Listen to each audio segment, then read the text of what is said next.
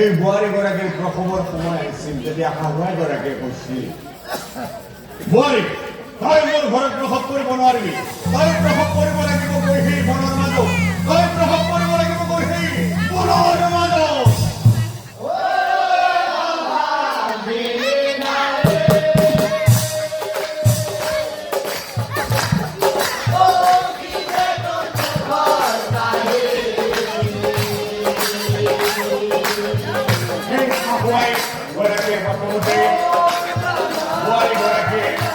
বনৰ মাজলৈ গৈ একান্ত মনে প্ৰভু প্ৰেমত স্তুতি কৰি ক'লে, মৰি যাম মই প্ৰভুৱে জানাতে,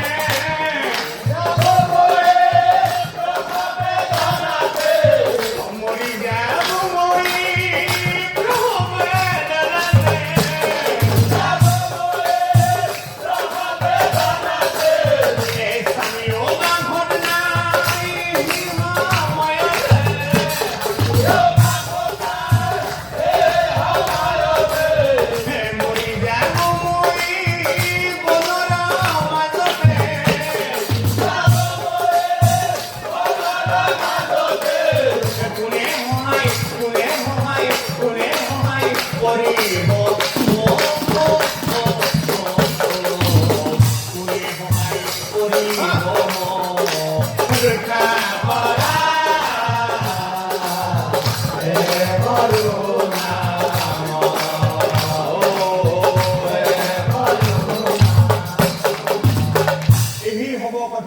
ৰজাই শুনিলা, উচিত বিচাৰ কৰিম বুলি ৰজাই মনতে ভাবিলা।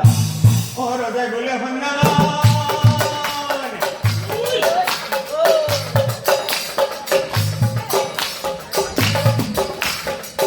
আৰু মোৰ মন্ত্ৰীগণ অহংকাৰী বুঢ়ী পন্থী ধৰি আনা এটিখন।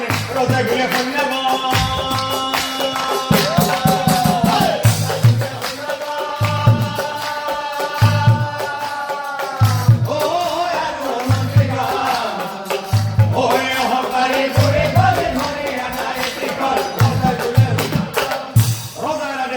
মন্ত্ৰী হবে এই বুঢ়ীক বান্ধি ধৰি আনি উচিত শাস্তি প্ৰদান কৰিলে। গতিকে চাওক ৰাজ, এই নামটিৰ মাজেৰে এইখিনিয়ে ক'বলৈ বিচাৰিছিলো, অলপ ধেমালি কৰোঁ। মই আগৰ নামটো নিজে লিখিছিলো, মোৰ মাথা ইমান ভাল নহয়, আৰু এইখিনি নামো মই অলপ ধেমালি টাইপত অলপ লিখিছিলো, অলপ মানুহখিনি থকাৰ কাৰণে। মই কাৰণে লিখিছিলো শাহু বোৱাৰীৰ কাজিয়া চলি থাকে, তাতে অলপ ধেমালি থাকব। গতিকে এই নামটিৰ মাজেৰে এইটো ক'ব বিচাৰিছো, মানে শাহুৱাবিলাকেও বোৱাৰীসকলক নিজৰ ছোৱালী হিচাপে অলপ ভাবিব লাগে, আৰু বোৱাৰীসকলৰো বোৱাৰীসকলেও নিজৰ শাহুৱাগৰাকীক নিজৰ মা হিচাপে ভাবিব লাগে। কিন্তু অলপ কম, দেখাত অলপ কম বস্তুটো, দেখাত অলপ কম, কিন্তু বহুতো সকলোৰে নহয়, কিন্তু দেখাত বস্তুটো অলপ কম, অলপ কম দেখা যায়। গতিকে একো নাই, দুদিনীয়া জীৱন, একো নাই, দুদিনীয়া জীৱন। আজি আছো কালি নাই, আজি আছো কালি নাই, টোপনি মাৰৰ ওচৰত একো নাই। গতিকে মিলি থকাটো ভাল।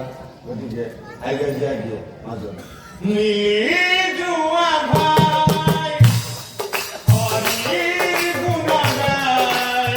দুদিনীয়া জীৱন কিনো আছে ভাই, কিনো আছে ভাই, কিনো আছে ভাই।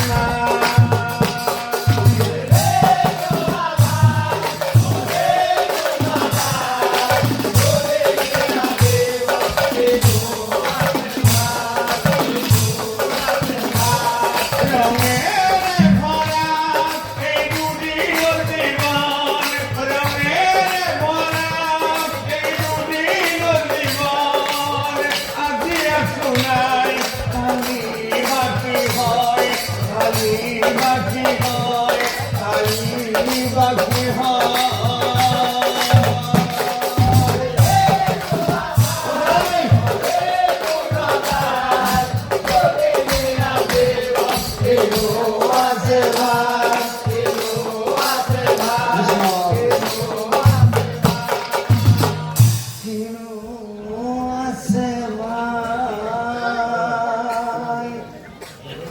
দয়া কৰা দয়া মই বহি নোহাৰান হে